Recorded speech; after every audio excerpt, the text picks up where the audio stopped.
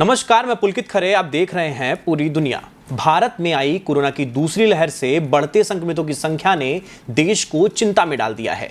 देश इस महामारी के बीच कोरोना वैक्सीन उत्सव का लाभ लेकर अपनी खुराकें ले रहा है। इसी बीच भारत में तीसरी कोरोना वैक्सीन को मंजूरी मिल गई है। डीजीसीआई ने रूस की स्पुतनिक वैक्सीन को मंजूरी दी है। देश में कोरोना वायरस के मामलों में रिकॉर्ड बढ़ोतरी के बीच रूस की कोविड वैक्सीन स्पुतनिक वी को विशेषज्ञों की एक कमेटी द्वारा भारत में इमरजेंसी इस्तेमाल के लिए मंजूरी दी गई है। अभी भारत में सीरम इंस्टीट्यूट ऑफ इंडिया और ऑक्सफोर्ड एस्ट्राजेनेका की कोविशील्ड वैक्सीन और भारत बायोटेक की कोवैक्सीन फिलहाल इस्तेमाल में लाई जा रही है। अब भारत में रूस की स्पुतनिक वैक्सीन तीसरे विकल्प के रूप में प्रयोग की जाएगी।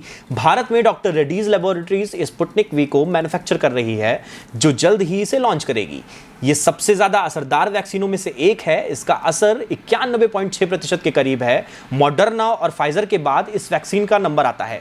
इससे पहले रूस की इस वैक्सीन को भारतीय दवा नियामक की सब्जेक्ट एक्सपर्ट कमेटी ने इमरजेंसी यूज की मंजूरी के लिए डॉक्टर रेड्डी से पूछा था कि कोरोना वायरस के खिलाफ वैक्सीन शरीर की प्रतिरक्षा क्षमता को कैसे बढ़ाती है।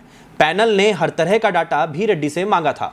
इसके अलावा अलग अलग वक्त स्पुतनिक वी के किए गए भारतीय और रूसी रिसर्च की जानकारी भी मांगी थी। यही नहीं, इस डाटा का विश्लेषण भी मांगा गया था। बता दें कि डॉक्टर रेड्डी ने स्पुतनिक वी के इमरजेंसी यूज के लिए 19 फरवरी को आवेदन किया था।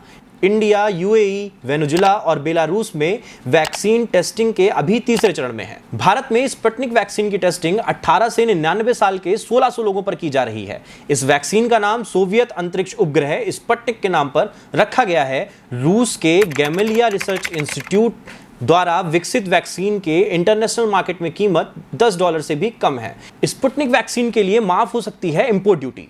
जी हां, कल भारतीय दवा नियामक की सब्जेक्ट एक्सपर्ट कमेटी ने इसके लिए सिफारिश की थी। सरकार अभी डॉक्टर रेड्डीज के माध्यम से स्पुतनिक वी को देश में इंपोर्ट कर रही है। वहीं अब खबर यह भी है कि इस वैक्सीन के दाम घटने के लिए इंपोर्ट ड्यूटी को भी माफ किया जा सकता है। इतना ही नहीं, आगे चलकर इस वैक्सीन के घरेलू प्रोडक्शन की तैयारी पर भी काम चल रहा है। ऐसी ही खबरों से अपडेट रहने के लिए देखते रहें पूरी दुनिया। धन्यवाद।